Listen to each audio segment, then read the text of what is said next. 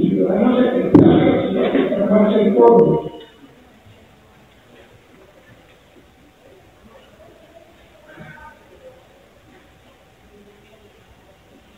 Se informa que hay foro para comenzar el acto. Buenos días. Se invita a los señores académicos, al ingeniero José María de Viana del Barrio, de los presentes a tomar asiento y a los que nos acompañen de manera virtual a apagar sus micrófonos y videos.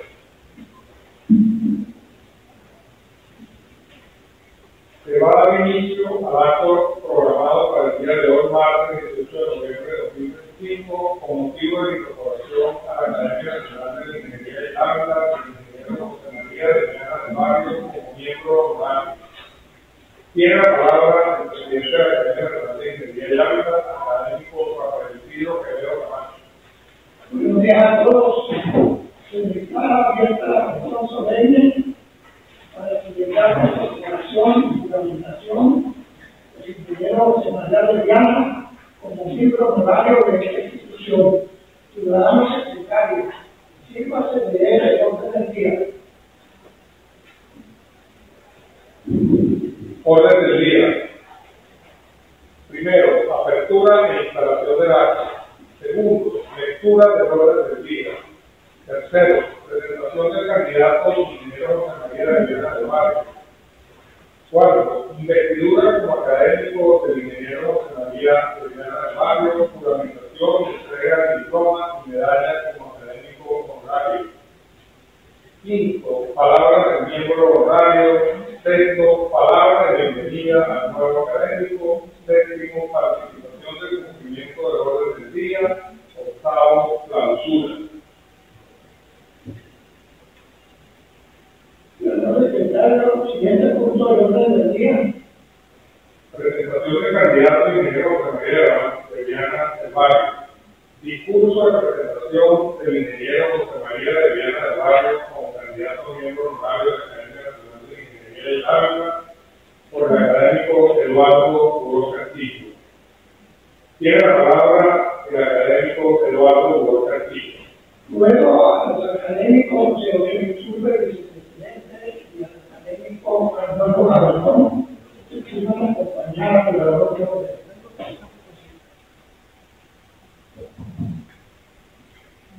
Señor presidente y señores miembros del comité directivo de la Academia Nacional de Ingeniería y Hábitat, señores presidentes y demás miembros de las Academias Nacionales que nos acompañan, señores académicos y miembros de comisiones especiales de la Academia Nacional de Ingeniería y Hábitat, distinguidas autoridades, profesores de la Universidad Central de Venezuela, de la Universidad Católica Andrés Bello, de la Universidad Metropolitana y del Instituto de Estudios Superiores en Administración, señores miembros de la Sociedad Venezolana de Ingeniería y Hábitat, esposas, hijos, familiares y amigos que concurren a este acto, señoras y señores.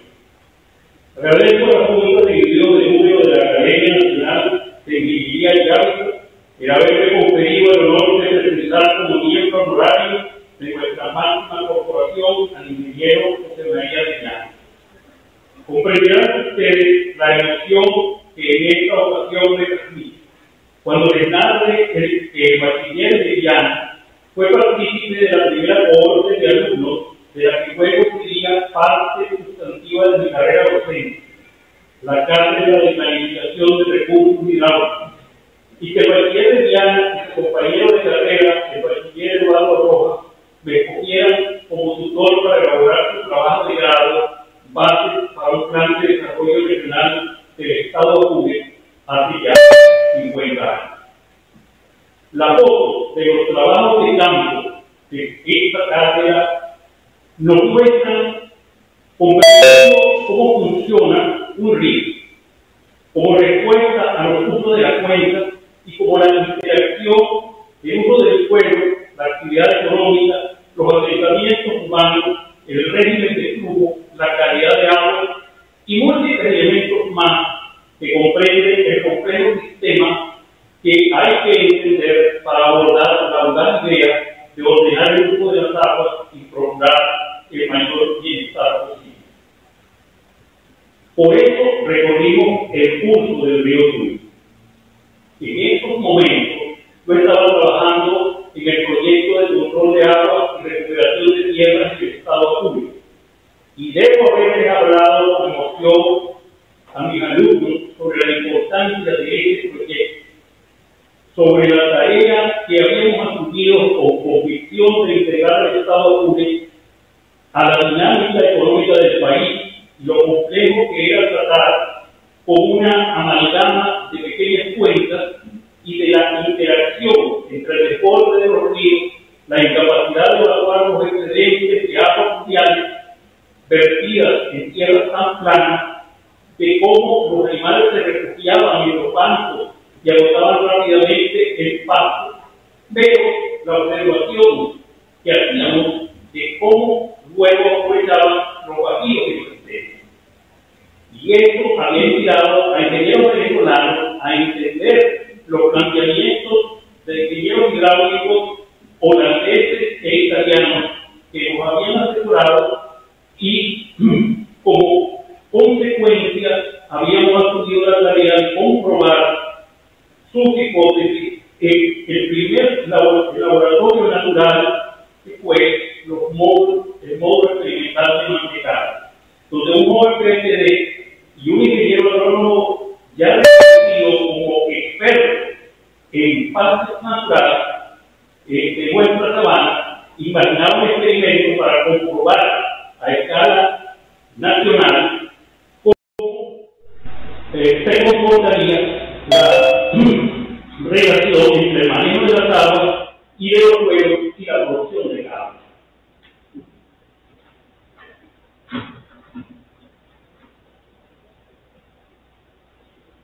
Más tarde, de seguro, mis clases de seguro transmitían estas emocionadas experiencias y estimularon a los jóvenes bachilleres por participar en esta aventura intelectual. Debo reconocer que fueron mucho más visionarios y quisieron adentrarse en la planificación regional, un tema con escuela propia en estos momentos en nuestro continente. Su entusiasmo me hizo acompañarlos en la audacia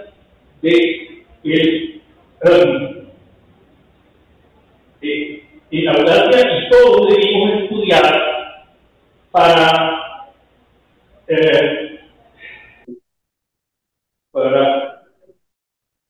encauzar la investigación y darle contenido real. Este breve recuento de estos pasos iniciales de amistad y respeto profesional marca el inicio de la presentación de un ingeniero que reconocidamente lo he designado como miembro honorario de la Academia Nacional de Ingeniería General. Noten ustedes algunas características de su personalidad en este cuento que acabo de realizar. Voluntad de resolver problemas, capacidad para trabajar, disposición permanente a aprender, innovar sin tener el riesgo, crear soluciones ingeniosas y aprovechar el tiempo, extraer lecciones del fracaso y tomar nuevos caminos. Un conjunto armonioso de excepcionales habilidades blandas que determinan el éxito de los Chief Executive Officers CEO, que buscan los organismos de cazadores de talentos, los famosos headhunters. Este es el carácter propio de un académico, más aún cuando se suma la formación científica y la seguridad y la actitud cultural. Lo apreciarán ustedes en la descripción de su perfil que haré a continuación. El ingeniero José Mercedes Antoniano del Barrio nació en Caracas el 12 de diciembre de 1954. estudió en la escuela primaria en la escuela parroquial de San Juan, una escuela donde los maestros hacían mucho énfasis en la preparación práctica y artesanal, como mecanografía y carpintería, y preparaban a los alumnos para dictar clases. Centraron la semilla de su vocación docente y el reconocimiento a los oficios. El ejemplo práctico de la ingeniería requiere de expertos en oficios y apreciamos cómo esas lecciones fueron aprendidas y fueron aplicadas cuando las circunstancias exigieron que se confiara en lo que sabían los oficios. A los 12 años inició el bachillerato en el Colegio La Salle de Ciudad, donde formó parte de una organización de jóvenes que hacían trabajo social. Una nueva lección de vida, trabajar con desinterés y unido por la voluntad de servir en el bienestar de los menos favorecidos. La educación en la educación es una de sus arraigadas pasiones.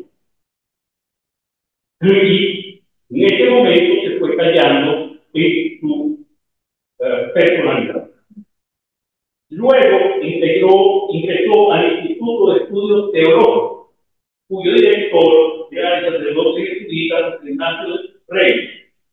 Estudiar en un centro de formación religiosa es oportuno para consolidar principios de moral y ética cristiana, pero además la dirección del Padre Rey vigorizó su compromiso hacia las personas de menos recursos económicos y la defensa de la libre comunicación democrática, que era la doctrina sobre la cual se desarrollaba el quehacer intelectual del director del instituto. En 1971 empezó a cursar la carrera de ingeniería civil en la Universidad Católica Anteverde, donde egresó en 1976, culminando su carrera en el periodo de 5 años. Su hoja de vida le permite agregar su desempeño en grandes áreas de la ingeniería que han regido su actuación. En primer lugar, en la institucionalidad de la SAP, donde inició su carrera y ocupó cargos de ingeniero al servicio de la dirección del proyecto construcción de la Dirección General de Recursos Hidráulicos del Ministerio de Obras Públicas durante 1976 y 1982, director de planificación de recursos hidráulicos del Ministerio del Ambiente y los Recursos Naturales Renovables en 1983, a 1987, director general de la producción de propiedades en 1983. Vale referir una anécdota que me fue confiada por un amigo común con una posibilidad de conocer el nivel histórico de la gestión de la SAP. El entonces presidente de Lino, que conocía el trabajo del ingeniero de Viana en la muy respetada Dirección de Planificación de Recursos Hidráulicos, continuación administrativa de la breve Comisión del Plan Nacional de Procedimiento de Recursos Hidráulicos con Canal, se entrevistó con el director general de Planificación, el Ministro del Ambiente, futuro ministro del Ambiente, para solicitar la transferencia del ingeniero de Viana, a lo cual advirtió su jefe: me está solicitando uno de mis ingenieros más competentes en la gestión de futuro y de manejo del agua en grandes volúmenes, para que vaya a entender problemas del día a día con una precisión extrema en la entrega de agua local. El presidente de Lino insistió y se efectuó la transferencia Su desempeño como director del acueducto de Caracas fue breve, pero lo preparó para la exitosa gestión al frente del Hidrocapital varios años más tarde. Tenía razón quien había apreciado las capacidades y competencias más allá del trabajo exitosamente desempeñado como planificador. Otra tarea en relación a la estructuralidad de las aguas fue como experto hidrólogo de la Agencia de Cooperación Técnico Alemán EGTECA, en periodo 1984, 1991, presidente de Hidrocapital, 1992 a 1999, coordinador actualmente de diplomado en gestión de industria del agua y saneamiento. Aquí es preciso marcar una anécdota oída directamente del ingeniero de Llano cuando fue llamado a desempeñar el cargo de presidente de Hidrocapital. Estaba en un momento culminante de su desempeño en EGTECA, pasando a ser parte de la planta de expertos de alto nivel con rango para asignaciones en cualquier país del mundo. Cuando decidió aceptar, su madre lo confrontó. ¿De verdad puedes hacerlo? ¿Estás preparado para hacer una cierre? Mira, en Venezuela las incompetencias se trasladan a las madres y yo no quiero ser que ello me suceda. La confianza en sí mismo y el compromiso de evitar que su madre estuviera en boca pública fue estímulo constante para gestionar su exitoso desempeño. El ingeniero de Llano no es un articulista académico, pero su producción intelectual sobre los temas que le apasionan, sobre los que tiene plena confianza en sus oraciones y convicciones, es profusa y está contenida en los más diversos medios de comunicación, artículos de opinión, reportes, entrevistas, charlas, conferencias, discursos de oro, pláticas, lecciones magistrales y, por supuesto, sus clases. Sus opiniones se centran fundamentalmente en la situación de los servicios de agua, mantenimiento y de los sistemas y la potabilización de la agua. Y en el sistema eléctrico en Venezuela, que a menudo alerta sobre fallas y sugiere solución. En sus artículos y entrevistas comparte sus perspectivas sobre la crisis de los servicios públicos, agua, electricidad,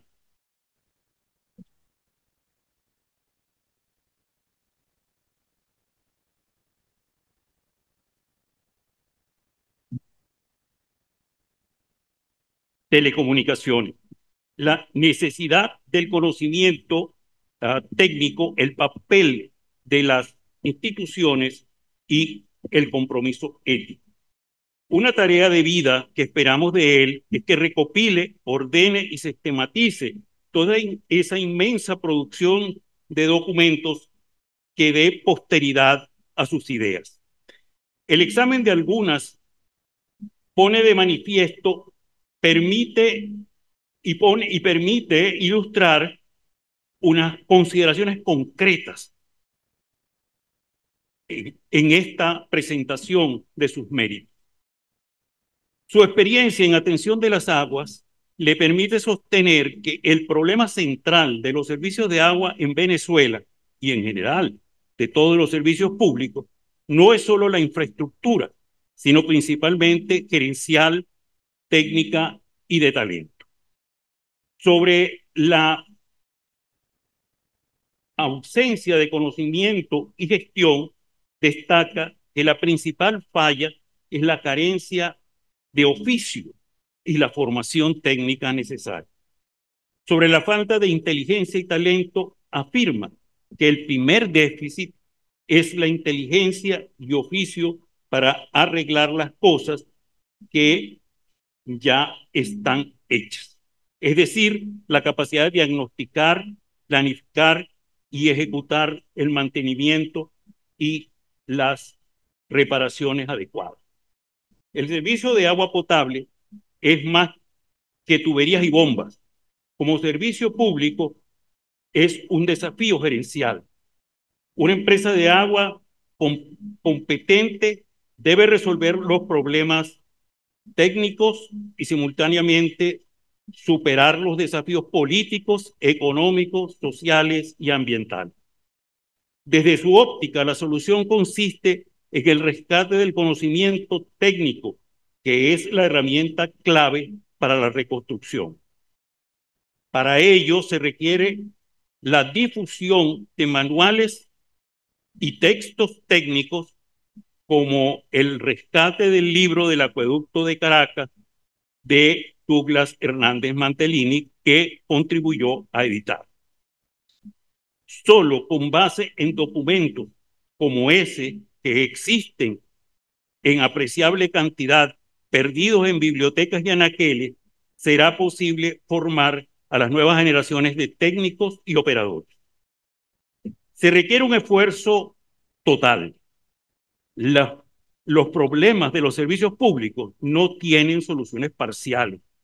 No se resuelve la distribución de agua con cisternas o pozos aislados, sino con un esfuerzo total que rescate la operación y el funcionamiento integral de los grandes sistemas. Considera que la discusión sobre la privatización del agua es un tema pragmático, no ideológico. Un buen servicio continuo y de calidad mejora la disposición al pago de los usuarios. Por eso propone evaluar y reformular el marco político para promover la inversión privada, que se necesita para la recuperación, viendo a la participación privada como una alternativa viable para modernizar y hacer eficientes los servicios. La propuesta de reforma del marco jurídico para permitir la cooperación del sector privado en el sector de agua potable y saneamiento es un tema central en sus opiniones y la aborda desde una perspectiva pragmática y de calidad de vida más que ideológica. Al respecto explica que el modelo actual, basado en el monopolio estatal de Hidroven y sus filiales y de la electricidad de Caracas, ahora Corpolec, ha fallado sistemáticamente, resultando en la degradación de la calidad de estos servicios. Su propuesta se centra en crear un nuevo marco legal que permita la privatización como alternativa viable utilizada por los gobiernos de distintas ideologías en el mundo para modernizar y hacer eficiente el servicio de agua potable. En un momento conflictivo, cuando el cuestionado consenso de Washington se planteó en Venezuela, entregar la administración del servicio de agua potable a empresas privadas, acción que fracasó en algunos países y en otros resultó exitosa, y hoy es práctica común que ha facilitado la incorporación de importantes avances tecnológicos y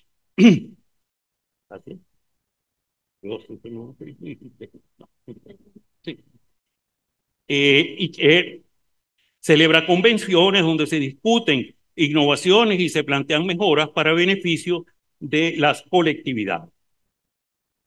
Con un sentido práctico, Hidrocapital optó por la tercerización de los servicios, lo que permitió usar eficientemente a los conocedores del oficio y disminuir excesivos gastos burocráticos.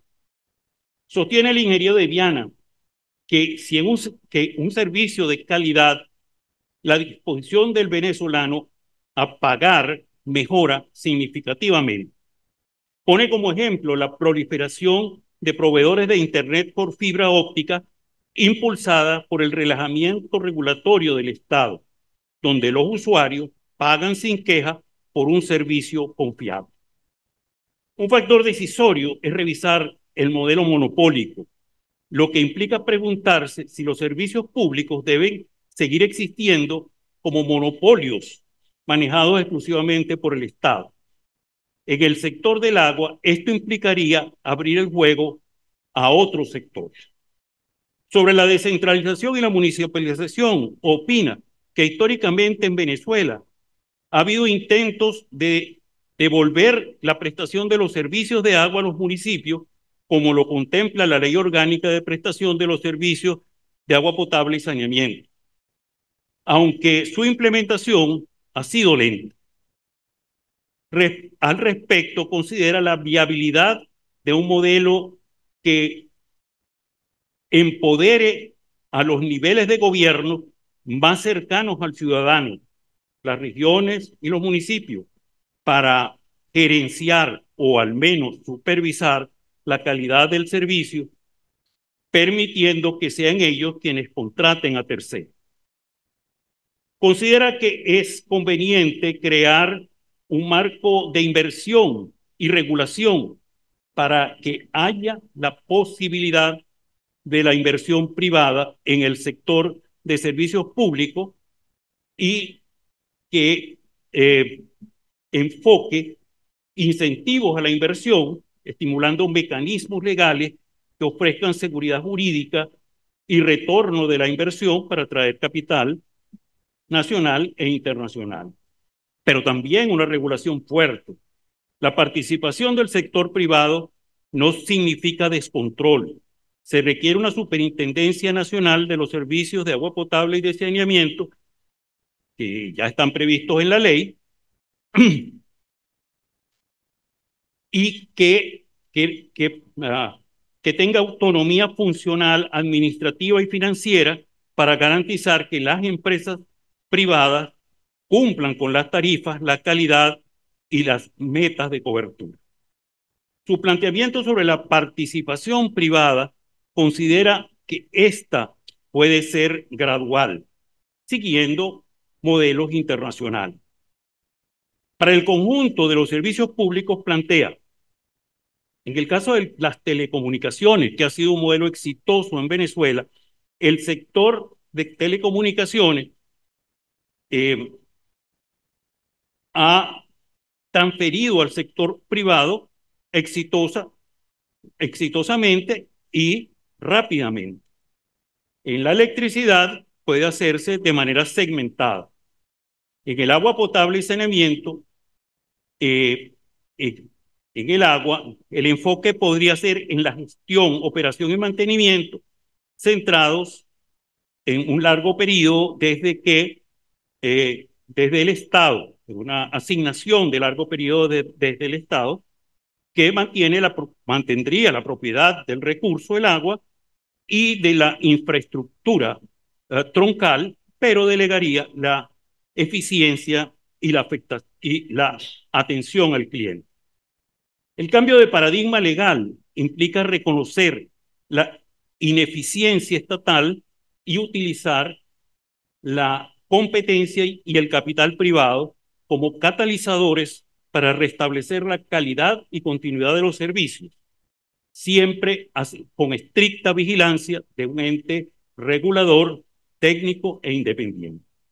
En concreto, el ingeniero de Viana, conjuntamente con otros colegas, muchos de los cuales están aquí presentes, ha participado activamente en la elaboración y promoción de un documento formal que puede servir como hoja de ruta para la recuperación del servicio de agua potable y saneamiento. En ese documento se concretan sus puntos de vista sobre el enfoque en el conocimiento.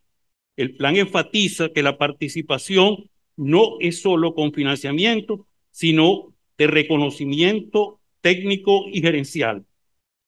Prioridad a la operación. Se da prioridad a los planes de acción urgente para recuperar la capacidad operativa de los sistemas antes que emprender nuevos desafíos. La inversión requerida, que ha sido calculada en el orden de 2.000 millones de dólares para el sector, en una primera fase, para recuperar rápidamente la calidad del servicio. En resumen, el ingeniero de Viana no solo opina, sino que ha formalizado sus propuestas en ese documento de hoja de ruta para la transición y recuperación de los servicios de agua potable y saneamiento en Venezuela. La sensibilidad social del ingeniero de Viana complementa su propuesta respecto de las reformas del servicio de agua potable y saneamiento. Tiene una opinión muy bien fundamentada sobre la atención primaria a los servicios sociales sensibles, como las escuelas, los hospitales, los comedores públicos, en el tema del agua. Cualquier desatención la aprecia como un problema de gestión y lo relaciona con una violación a la dignidad y como un mecanismo que profundiza la desigualdad. Agrega que la falta de agua en los servicios sociales es una manifestación cruda del deterioro y tiene implicaciones más allá de la simple, más allá de afectando a la salud, la educación y la calidad de vida. El argumento de la ausencia de servicios profesionales es la peor demostración de la pobreza. Las ciudades quedan a la espera de que el Estado resuelva un problema que ellas no pueden hacerlo por sí mismas. La falta de un servicio continuo y con la calidad adecuada obliga a las personas a buscar agua de fuentes no confiables, lo cual genera problemas a la salud. La ingeniería sanitaria es crucial, pues en las tuberías pueden producirse daños que conduzcan a infecciones de la población, transmisión de enfermedades hídricas. Aunque algunos hospitales hayan podido reactivar sus pozos, es menester recordar que la solución definitiva no puede ser individualizada. Para todos los servicios de salud, el abastecimiento de agua es un deber ineludible y prioritario. La desafectación, la desatención en la prestación de servicios públicos tiene consecuencias psicológicas. Si un padre de familia ve que la escuela de su hijo es más pobre que su propia vivienda porque el agua no llega y la luz tampoco, concluye que sus hijos están condenados a la pobreza. La crisis de servicios afecta a todos los sectores, pero especialmente a los más vulnerables, atropellando la dignidad humana y los derechos fundamentales. Los que tienen más recursos pueden perforar pozos y contratar camiones cisterna, mientras que la mayoría queda a merced de las fallas en los compromisos sociales. La atención a estos servicios sensibles pasa por la misma solución que el rescate de los servicios de acueducto en general. Conocimiento profesional, el manejo de los sistemas de agua, especialmente para servicios críticos, debe ser profesional y trabajar al margen de las vicisitudes políticas, con un modelo de gobernabilidad adaptado a cada región. El conocimiento como guía, Sin conocimiento técnico no se podrá recuperar el agua en los centros neurálgicos del servicio social. Sostiene que los servicios públicos se pueden reconstruir más rápidamente que la economía, porque muchas de las soluciones necesarias no son costosas ni de tiempo prolongado, sino que requieren orden, competencia y gerencia. Los temas que mencionamos a continuación, donde también ha brillado el profesionalismo del ingeniero de Viana, escapan de mi competencia, por lo que no puedo hacer más que mencionarlos y dar cuenta de la amplitud de sus aportes a la ingeniería en las materias como gestión de telecomunicaciones, donde se desempeñó como gerente general de telecomunicaciones públicas de la CANTV, vicepresidente de operaciones comerciales de Movilnet, miembro de la junta directiva de Movilnet, presidente de Movilnet y asesor de la presidencia de Digitel. En el transporte público fue miembro de la junta directiva del Metro de Caracas, en la gerencia de inversiones político-privadas, presidente del Consejo Nacional de la Promoción de Inversiones, CONAP, como gerente de empresas privadas de ingeniería, director principal de la junta directiva de la Corporación Al País, que es una empresa de promoción, construcción y venta de viviendas.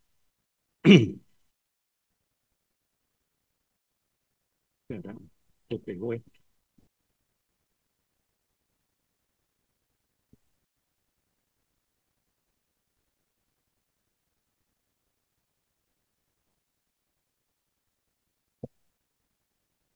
Y también ha sido presidente de la junta directiva de Alair, es una empresa de telefonía satelital, y ha representado a cámaras y gremios como presidente de la Cámara de Empresas y Servicios de Telecomunicación. Ahora entramos en otro tema en el cual me atrevo a opinar sobre la hoja de vida del ingeniero de Viana. Es respecto a la docencia universitaria y la educación. Abordaremos algunas de sus ideas luego de señalar los cargos que ha desempeñado en este cargo. Profesor de la UCAP en planificación de recursos hidráulicos, además de matemáticas, estadística y mecánica de fluidos.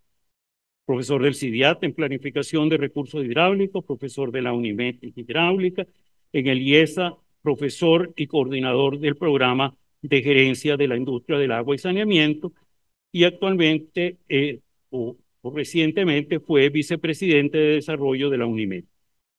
Como educador sostiene que la capacidad, la ética y el talento son pilares indispensables para la eficiencia. El desarrollo del talento y capacidad gerencial permitirá poner en la dirección de las empresas públicas a jóvenes venezolanos competentes y capaces que se dediquen profesionalmente a resolver problemas. Es un llamado a rescatar la meritocracia. La crisis actual debe servir como un nuevo maestro para que los líderes entiendan que los problemas tienen solución, pero solo si se hacen las cosas bien, corrigiendo los errores con talento y profesionalismo. Como docente en el IESA y en LUCAP, su trabajo actual está directamente relacionado con la capacitación. Los programas que coordina, como el Diplomado de Gerencia de la Industria del Agua y Saneamiento en el IESA, buscan fortalecer las capacidades técnicas, organizativas y de gestión de las empresas y del personal dedicado a la prestación de estos servicios. Está plenamente convencido de que la eficiencia se recupera a través del conocimiento, la gerencia competente y la capacidad del talento que deben ser puestos al frente de los sistemas para devolverles su operatividad. Su convencimiento de la necesidad imperiosa de la educación la ha desarrollado como presidente de WOW, que es una institución sin fines de lucro que permite acceder a contenido educativo y recursos académicos de nivel mundial usando para ello el instrumento de la Internet. Allí ofrece un respaldo de contenido digital de fácil uso, útil y práctico para que los niños y los jóvenes, así como los profesores, padres o representantes, puedan tenerlos a disposición. Su experiencia en telecomunicaciones le ha llevado a recopilar el conocimiento acumulado en Internet, fortaleciendo el vínculo y apoyo a las comunidades de conocimiento, tanto nacionales como internacionales, y aportando contenido académico proveniente del esfuerzo voluntario y colaborativo de los miembros de esa comunidad educativa. La descripción presentada nos permite aseverar que dada la trayectoria y méritos profesionales del ingeniero José María de Viana, es un prestigio para la Academia Nacional de Ingeniería y el Hábitat recibirlo con beneplácito como miembro honorario de la corporación. En ella su participación ya ha dejado huella como orador de orden, como miembro de equipos de trabajo conjunto entre la Academia y el Grupo Orinoco y como co-ganador del premio Juan Manuel Cajirá. Concluimos su presentación con esta inspiradora palabras suyas. Siempre estamos enseñando lo que sabemos. Nunca se termina de estudiar, porque el conocimiento se multiplica todos los días. Satisfacer la capacidad de lo que no sabemos es una de las cosas más importantes que podemos hacer en la vida. Es la misión del maestro como la del sacerdote. No hay forma de tener un juicio próspero y feliz con unos maestros no comprometidos. Fin de la cita. Está en un artículo publicado en Pro Da Vinci que se llama La ética del conocimiento. Ingeniero José María de Viana, académico José María de Viana, bienvenido a la Academia Nacional de Ingeniería y Hábitat. Muchas gracias.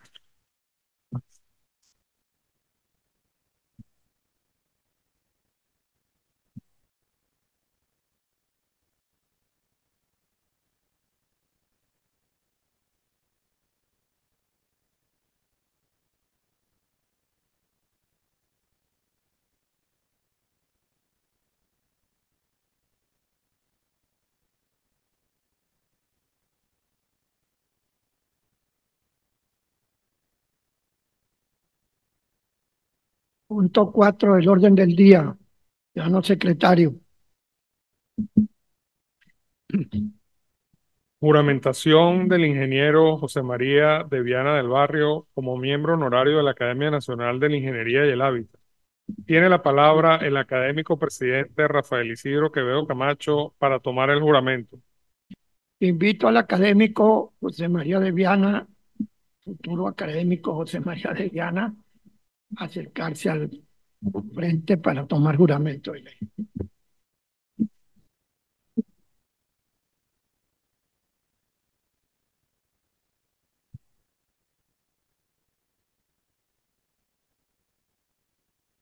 Ingeniero José María de Viana, ¿jura usted por Dios, por la patria, cumplir y hacer cumplir la ley de creación de la Academia de la Ingeniería del Hábitat, sus reglamentos y código de ética? Juro. Si así lo hicieres, que Dios y la patria os lo premien, y si no, que os lo demanden. En nombre de la República y por la autoridad que me confiere la ley, lo declaro investido en la condición de miembro honorario de la Academia de Ingeniería y el Hábitat.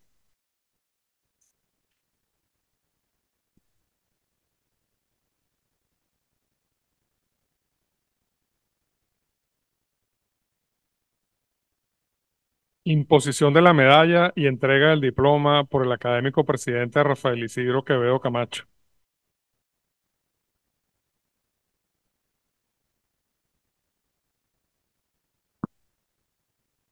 Académico honorario José María de Viana, el diploma que ha recibido y la medalla que se le ha impuesto son el compromiso, el certificado y el símbolo de su investidura como miembro honorario de nuestra corporación.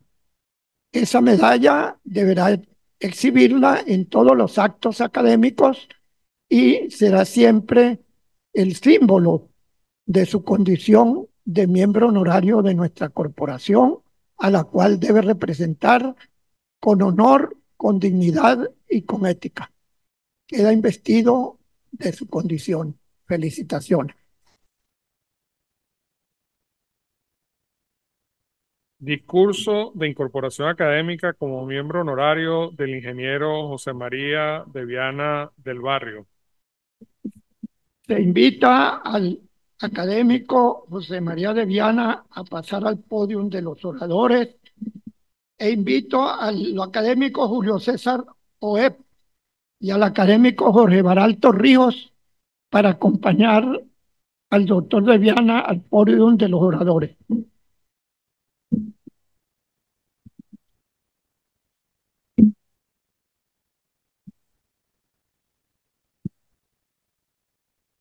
Buenos días, muy conmovido por este acto.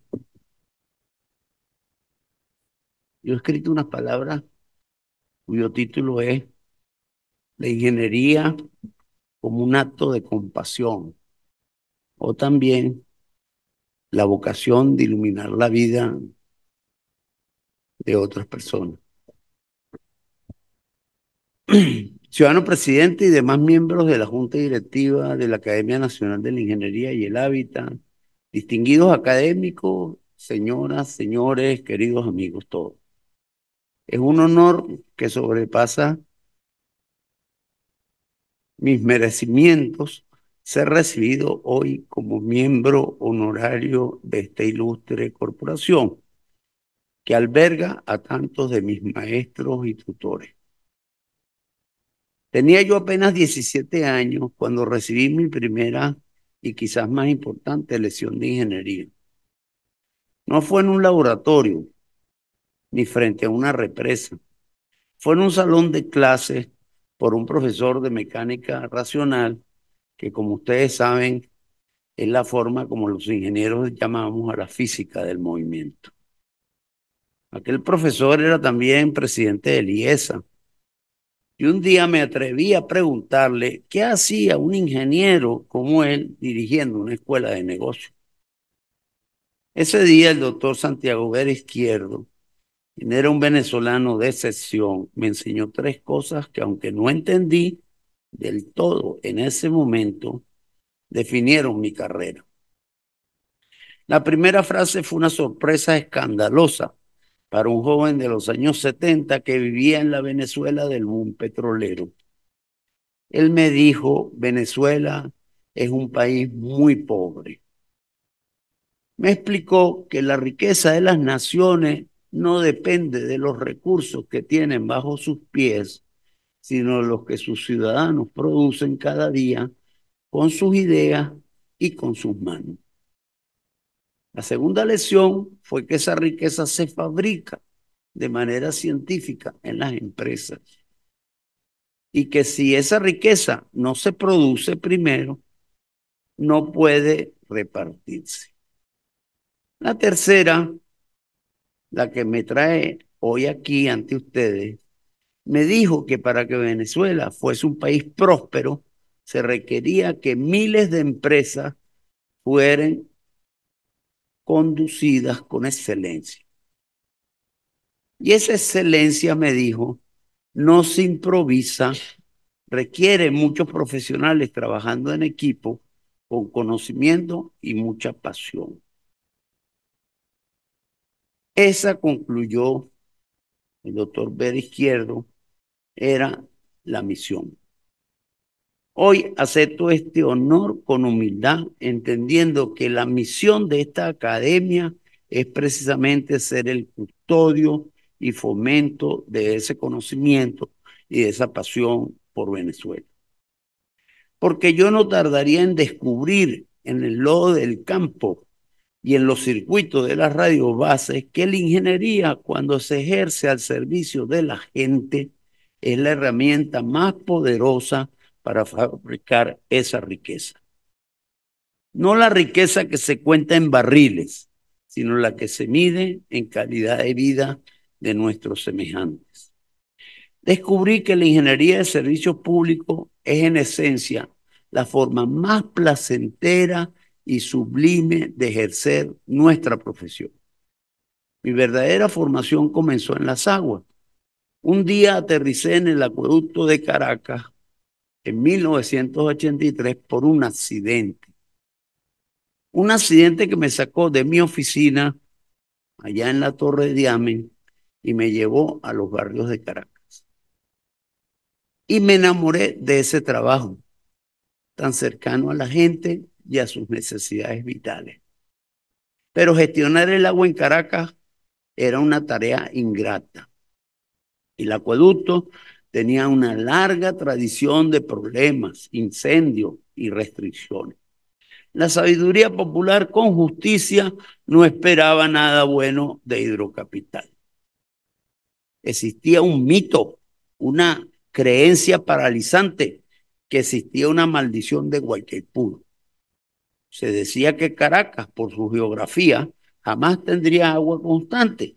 Se creía que el problema era simplemente irresoluble. Cuando me tocó asumir la presidencia de Hidrocapital en 1992, el deterioro era dramático. El clientelismo, la corrupción y la ineficiencia habían hecho su trabajo. También en esos días, las grandes crisis son la madre de la solución. La gente estaba convencida que el problema no tenía solución y nosotros estábamos convencidos de lo contrario. Sabía que la ingeniería nos enseña que no hay problemas irresolubles y solo hay problemas mal gestionados o mal diagnosticados. Mi convicción aprendida de mis maestros era que la solución requería talento, buena asesoría y mucho trabajo. Y tuvimos la humildad de buscar esa asesoría. Formamos un consejo de sabios.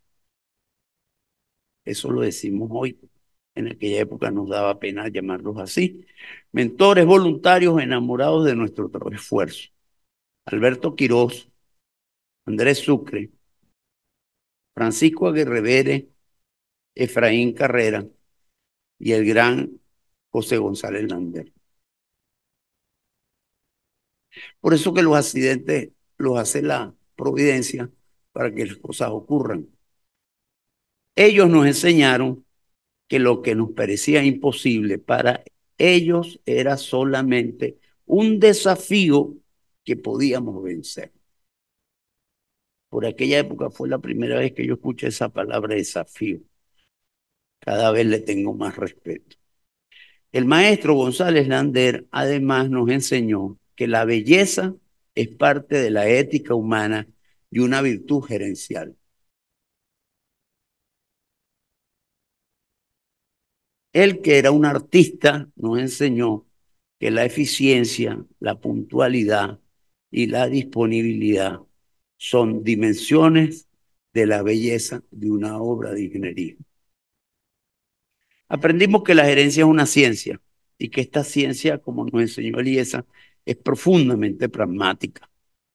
No tiene color ideológico, se mide con indicadores objetivos, no con buenas intenciones. La clave fue la transparencia. Por eso confiamos la auditoría de calidad del agua al célebre Laboratorio de Aguas de la Universidad Central de Venezuela. Los informes de calidad de agua eran públicos. Las personas empezaron a confiar en el agua que bebían y esa confianza es el primer servicio que debe proveer un ingeniero. Así, con pragmatismo y el apoyo del presidente Rafael Caldera, se culminó la obra de Taguasa, un embalse majestuoso y una aducción de 20 kilómetros de tubería y 2 metros de diámetro, que lleva el nombre de nuestro querido mentor, Pedro Pablo Apuro Quiroga. Y la pudimos terminar con un barril de petróleo a $8. Porque si la administración de los dineros públicos es transparente, con poco se hace mucho. Esta obra le dio a Caracas 10 años de tranquilidad y paz. Y el mito de la maldición estaba roto.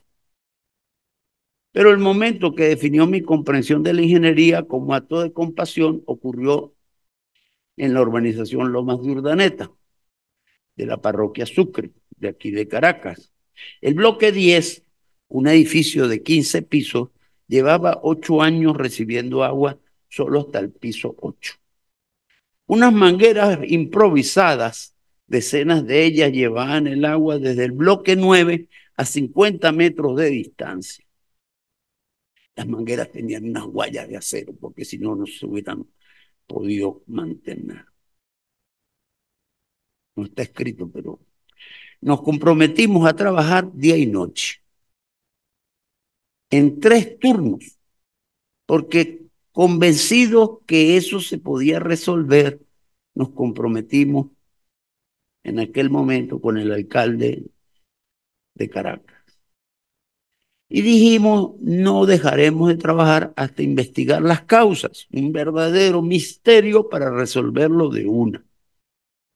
Además, los que conocen el bloque 9 está más arriba del bloque 10, entonces el bloque 10 no tenía agua estando más abajo, lo que era un desafío de la ingeniería.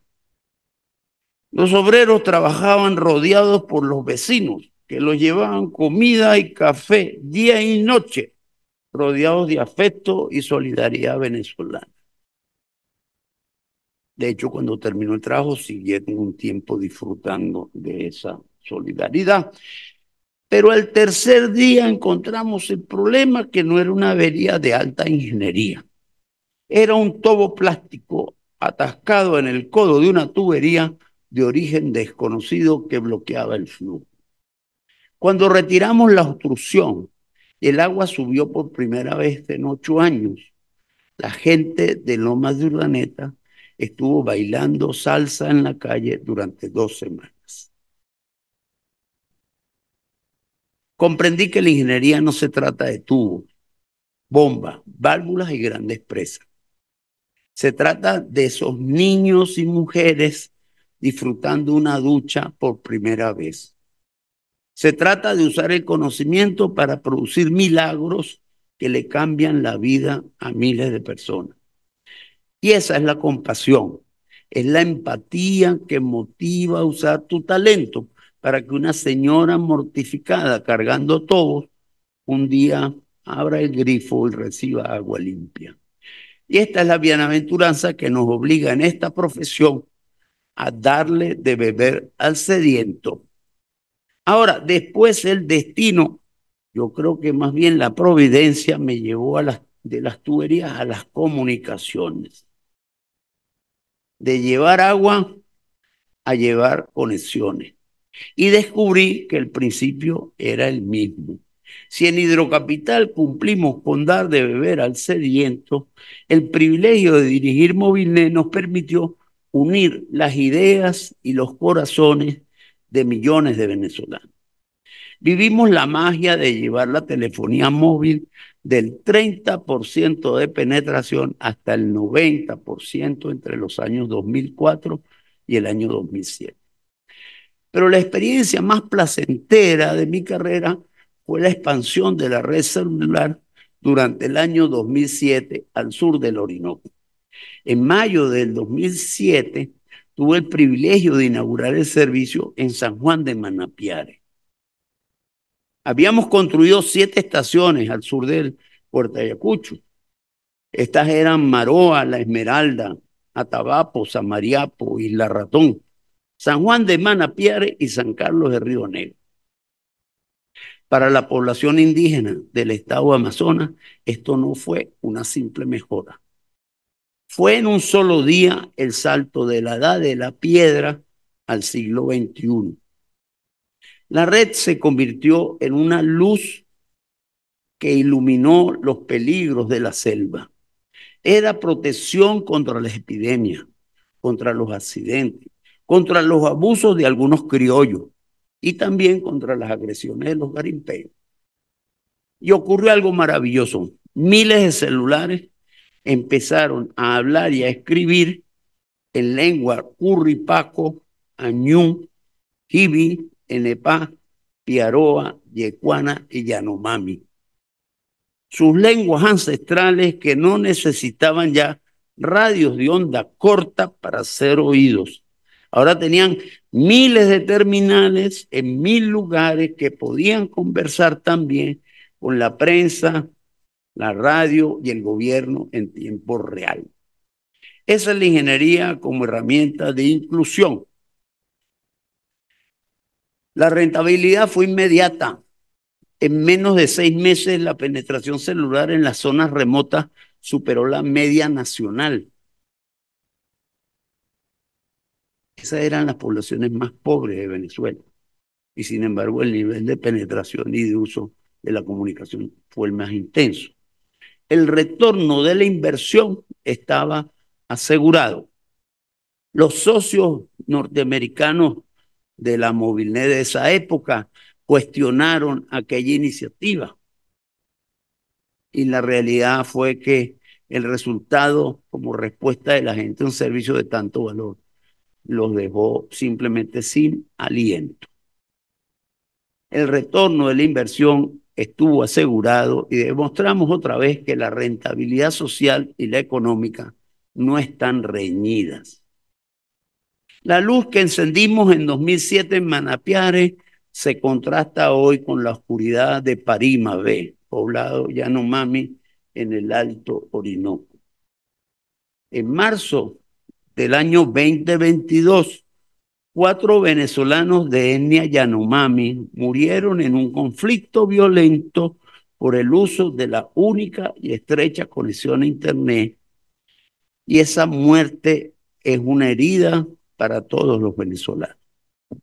Parimabé, con 3000 habitantes, nunca recibió la estación de telefonía móvil que Manapiare había celebrado 15 años antes. En la Venezuela de nuestros días, la lucha por el derecho a la comunicación en el interior de nuestro sufrido Amazonas se convirtió en una causa de muerte. Las tecnologías disponibles hoy, 18 años más tarde, de aquella fiesta en Manapiare, permitirían con inversiones modestas llevar también a esas naciones salud, educación, soberanía mediante datos móviles para que esa fiesta se repita en más de 300 poblaciones de nuestras etnias originarias incomunicadas. Esa tragedia académica es el resultado de lo que ocurre cuando la ideología reemplaza a la ingeniería.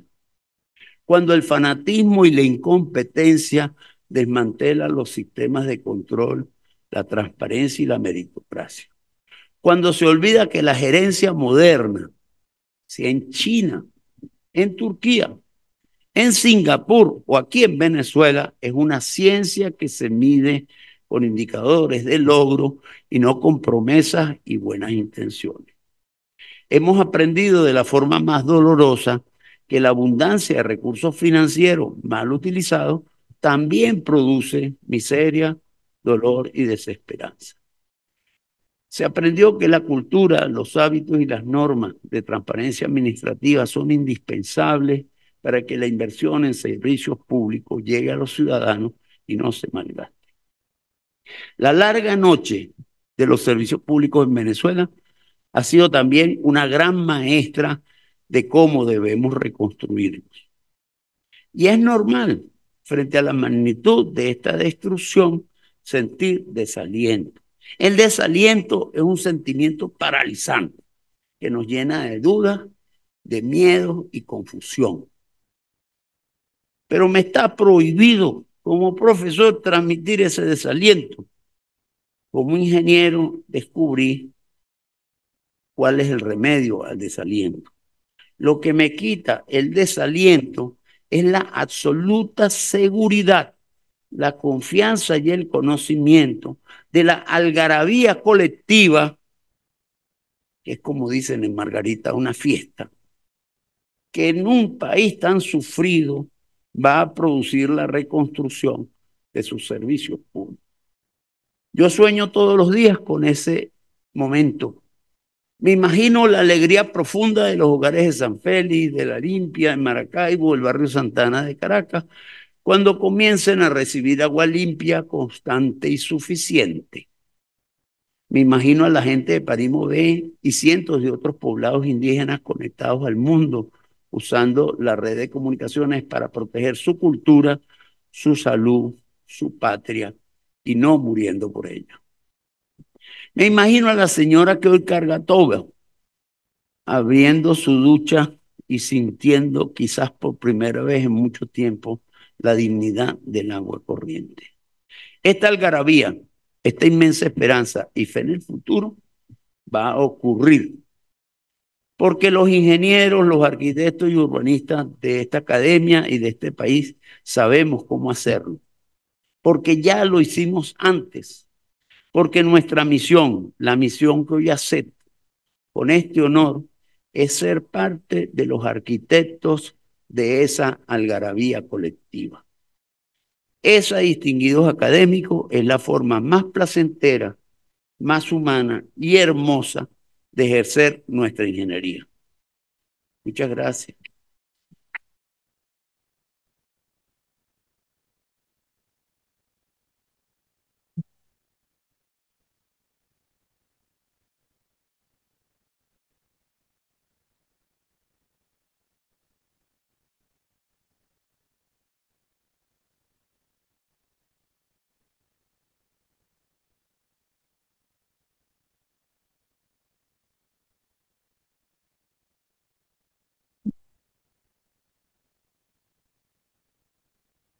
Punto del orden del día, señor secretario.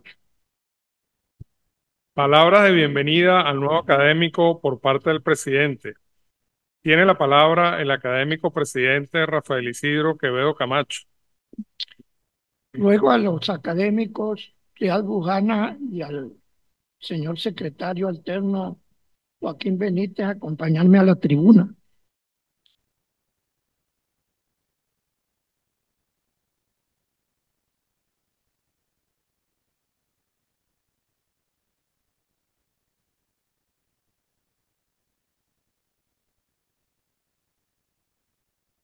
Distinguidos miembros del comité directivo, distinguido académico honorario José María de Viana, individuos en número, miembros correspondientes, miembros honorarios, miembros de las comisiones especiales de la academia, señores presidentes, individuos de número y demás miembros de las otras academias nacionales que nos honran con su participación en este acto. Señores rectores, vicerrectores, secretarios, profesores universitarios, distinguidos representantes de instituciones signatarias de convenios con la academia y representantes de organismos internacionales, distinguidos presidentes y demás miembros de la Real Academia de Ingeniería de España, con quien tenemos un convenio y nos apoyan una comisión especial, señores invitados especiales, familiares y amigos. Hoy nuevamente la Academia Nacional de Ingeniería y el Hábitat se reúne en sesión solemne, esta vez para recibir al ingeniero José María de Viana como miembro honorario de nuestra corporación, a quien le deseamos la más cordial bienvenida y de quien esperamos contribuirá con sus experiencias y saberes a enriquecer el trabajo académico y a fortalecer las actividades de la institución, aportando sus conocimientos como ingeniero y su sabiduría madurada en su larga trayectoria de servicio público, de educador y de alto gerente especialmente en el campo del manejo de las aguas, de los servicios públicos relacionados con los recursos y las obras hidráulicas, con el acueducto metropolitano y abastecimiento de agua para la capital de la República, con las obras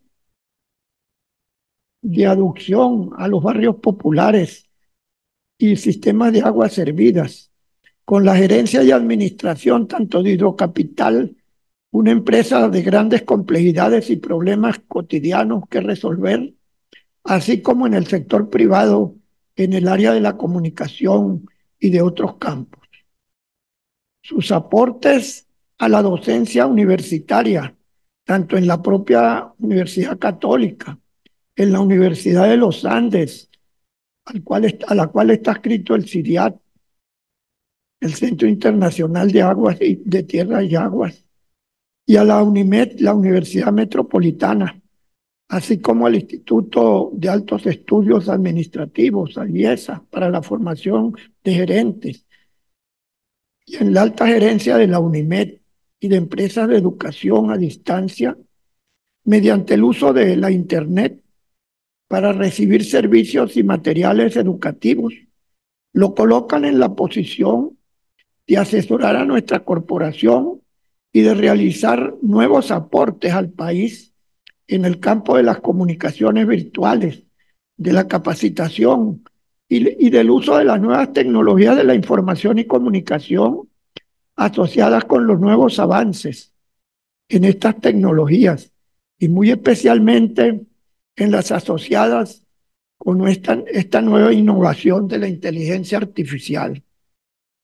Ciertamente, resulta de la mayor importancia en estos tiempos el apoyo que el doctor De Viana nos pueda ofrecer en un tema de tanta actualidad y debate como lo es el de la inteligencia artificial, novedoso a la vez, innovación tecnológica de mucha trascendencia para la humanidad, cuya aparición ha sido considerada como una especie de parteaguas en la evolución histórica del conocimiento y de un impacto significativo en el comportamiento humano, por afectar de manera directa una de las características consideradas como propias y diferenciadoras de la especie humana de los demás seres vivos. Igualmente, por lo que implica que las máquinas con estas nuevas tecnologías puedan evolucionar al punto de competir con el ser humano en el desarrollo de procesos cognitivos. Parece distante aquella serie de películas del personaje de ficción Terminator, que en una de ellas regresa del futuro para salvar a su propia madre, Sarah O'Connor, a fin de que pueda existir y dar a luz a su hijo, que es él, que como líder de los humanos del futuro se enfrenta a una guerra de exterminio promovida por las computadoras, que controlando a terroríficas máquinas destructoras pretenden acabar con la humanidad para apoderarse de la Tierra. Eso, que parecía una ficción imaginativa de imposibles sucesos, parece que con estos avances pudiera llegar a ocurrir si quienes desarrollan estos impresionantes inventos no logran garantizar el control del hombre sobre las máquinas del futuro. Esta innovación ha sido considerada como un avance de tal magnitud y de consecuencias impredecibles, según lo destaca el New York Times en análisis del periodista Steve Lord del 15 de septiembre del presente año, al señalar que las Naciones Unidas, abro comillas, anunciaron un nuevo diálogo global sobre la gobernanza de la inteligencia artificial y la formación de un panel global de inteligencia artificial sobre los riesgos y las recompensas de la tecnología, con un equipo compuesto por 40 científicos para analizar los riesgos y oportunidades que esta nueva tecnología implica. Al respecto, se ha planteado la necesidad de que este foro establezca un plan para guiar el camino y el ritmo de la inteligencia artificial, a fin de que la promesa de que esta técnica sirva para curar enfermedades, expandir la producción de alimentos, acelerar el aprendizaje, etcétera, etcétera, y que supere riesgos como el de la vigilancia masiva de las personas, la difusión de la desinformación, el consumo de recursos energéticos en exceso y el agravamiento de las brechas de ingresos entre personas de todas las naciones, así como el riesgo de su ilimitado uso con fines militares y de dominación planetaria. Se plantea la necesidad de crear un mecanismo de gobernanza tecnológica que garantice la vigilancia y el control de estos desarrollos, en los cuales las grandes empresas transnacionales están invirtiendo cifras incalculables en previsión de la rentabilidad y el poder global que tales desarrollos pueden alcanzar. El debate sobre los efectos de la inteligencia artificial va desde la preocupación que anota el pionero de esta tecnología, el profesor de informática de la Universidad de Montreal, Yossou Benjo, a quien le angustia el pensar que con la inteligencia artificial se puede desarrollar, entre comillas, un supercoronavirus que acabe con la humanidad. Hasta el propio asociado de este pionero, el doctor Yann LeCun, quien considera que este avance marcará el comienzo de una nueva era de prosperidad y que será un amplificador de la inteligencia humana. Es decir, que estos pioneros tienen un enfoque de un extremo al otro. La verdad que popularmente los adictos a la Internet están usando la inteligencia artificial como pasatiempo, incluso para generar consultas que terminan, entre comillas, en disparates divertidos.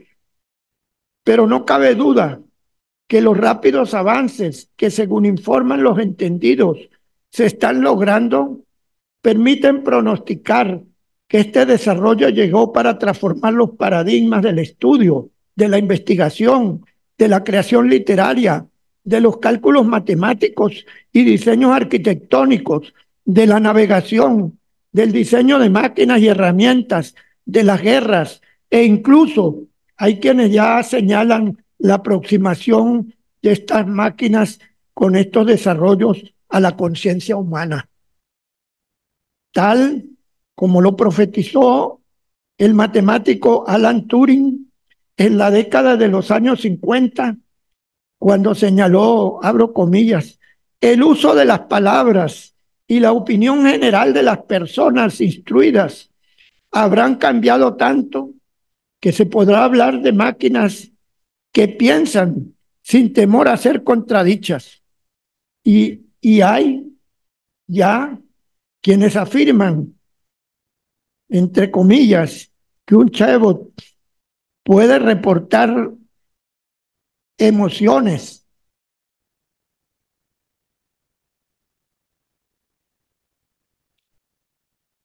sentirse feliz o triste, pero solo porque dichas frases forman parte de sus datos de entrenamiento, pero jamás, según aquellos, sabrá qué siente la felicidad y qué se siente con la tristeza. Aun cuando ya existen quienes se aventuran a pensar en unos seres mecánicos cuya inteligencia será más rápida que la del hombre y podrán sentir, o cuando menos simular, emociones que se asemejan a las de los seres humanos. Planteo estas inquietudes porque el tema, además de fascinante, es un hecho real que ocupa a muchos científicos en el mundo, a incalculables inversiones de capitales y equipos, a proyectos que compiten en avanzar con rapidez para alcanzar la superación de la inteligencia humana y la construcción de computadoras y máquinas que realicen sus tareas y piensen y sientan en su sociedad, en una sociedad transhumana, donde la interacción y la dependencia del hombre-máquina pudiera invertirse en una sociedad maquinizada. Esta perspectiva obliga también a las academias a interesarse por estos avances científicos, a las universidades, a sus profesores y estudiantes a abordar dentro de sus planes de estudio y sus proyectos de investigación estos temas, a manejar estas herramientas en la frontera de su desarrollo para avanzar en su dominio y manejo y para insertarse en los procesos productivos que los mismos pueden generar, con todo lo cual seguramente cambiarán métodos pedagógicos, programas de las asignaturas, estrategias de aprendizaje y formas de organizar el trabajo docente. Es oportuno, por tanto, al mencionar este tema, destacar el interesante libro recientemente publicado sobre recuperación y transformación de las ingenierías en la educación superior venezolana, hidrocarburos, petroquímica y química.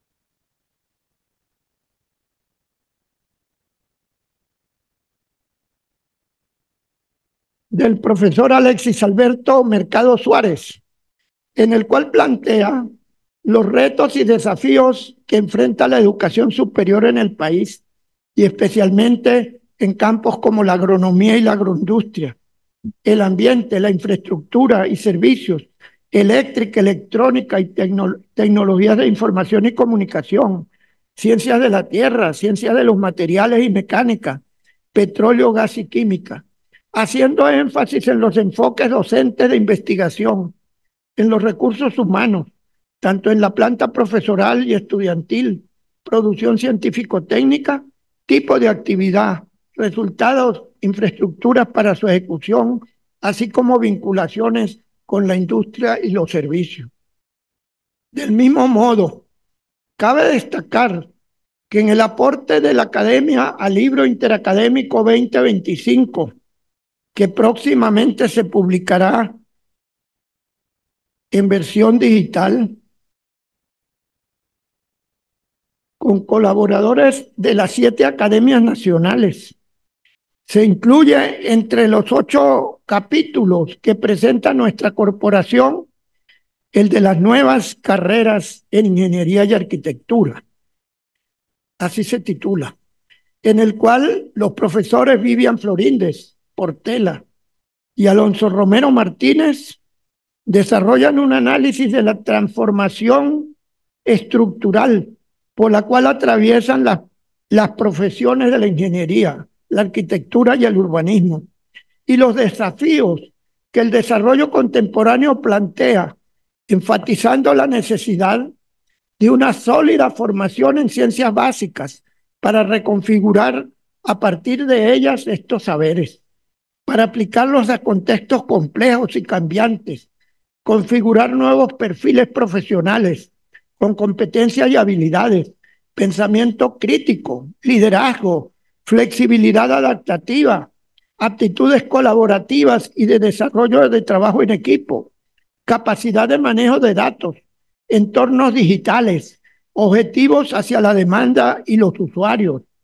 capacidad creativa y de diseño, aptitud para la innovación y el uso de nuevos y avanzados materiales y equipos, y una visión de respeto por los recursos naturales y el impacto ambiental, con una actitud de mente abierta, una disposición a enfrentar cambios e incertidumbres y una vocación de aprendizaje permanente para tratar siempre de ser mejor profesional.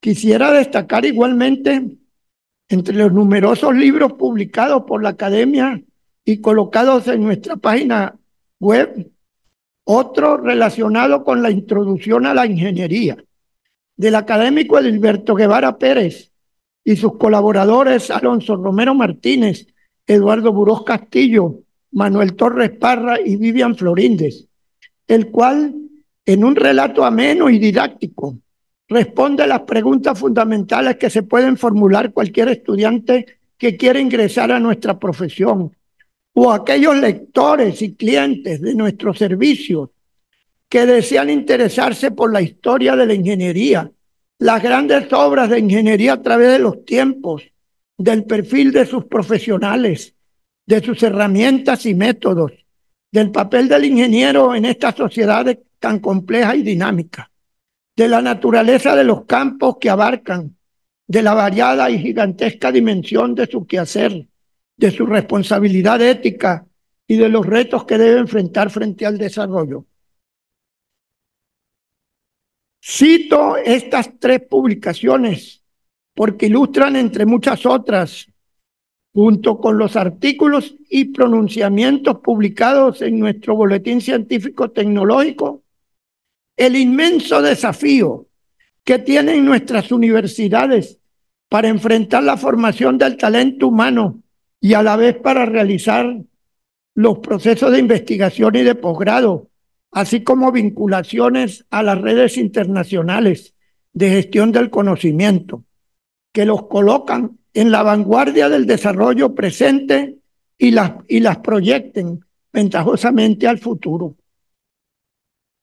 En un ambiente como el que vivimos, lleno de limitaciones y dificultades, y que ha sido planteado por nuestra academia en declaraciones y pronunciamientos, las universidades confrontan problemas existenciales, como la falta de recursos presupuestarios básicos, con sus profesores por debajo del límite de la pobreza, con una diáspora que, según estudios, supera el 40% de los docentes, sin posibilidad de renovar sus equipos y laboratorios, sin posibilidad de acceder a los eventos internacionales de ciencia y tecnología, con una matrícula estudiantil que se ha reducido a menos de la mitad y donde los alumnos han perdido todos los beneficios que les garantizaban su bienestar. En muchos casos, en las llamadas universidades experimentales, la disminución de la calidad educativa, que es muy grave y afecta a la calidad profesional. La ausencia de procesos de investigación y en general, en todos los casos, un abandono por parte del Estado que ha creado dificultades en la gestión y dirección y en el ambiente de trabajo de las instituciones cuyas condiciones estimulantes son tan necesarias para la creatividad y para el estudio. Sin embargo, las universidades venezolanas en general han demostrado que trascienden a las crisis históricas que las han afectado y que sus reservas intelectuales y morales, la herencia de un legado histórico que sobrevive a las dificultades, el compromiso con el pueblo venezolano para la formación de sus juventudes y para continuar investigando, estudiando y gestionando el conocimiento, constituyen las bases sólidas de su permanencia y trascendencia, que sirven también para ejercer un papel rector en la vida del país. Es por ello mismo, que en el llamado ranking de la calidad mundial, varias de las nuestras, tanto públicas como privadas, aparecen calificadas, encabezadas por nuestra Universidad Central de Venezuela, la Universidad de los Andes y la Universidad del Zulia, y por privadas como la Universidad Católica Andrés Bello y la Universidad Metropolitana. Por todo lo cual, también nos congratulamos y abrigamos la esperanza de superar las dificultades y amenazas para fortalecer la institucionalidad y continuar avanzando. Apreciados académicos e invitados especiales, al ratificar la bienvenida al ingeniero José María de Viana, expresamos nuestras congratulaciones por su incorporación a nuestra corporación.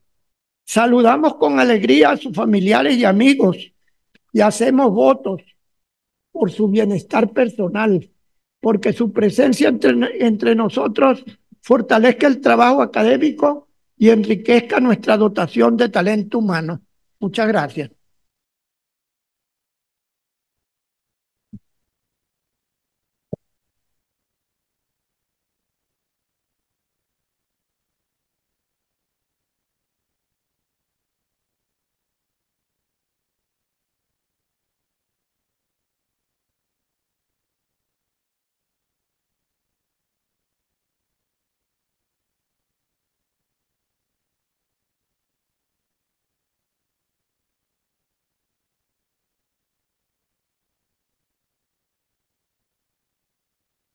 Ciudadano secretario, sírvase a leer el próximo punto del orden del día.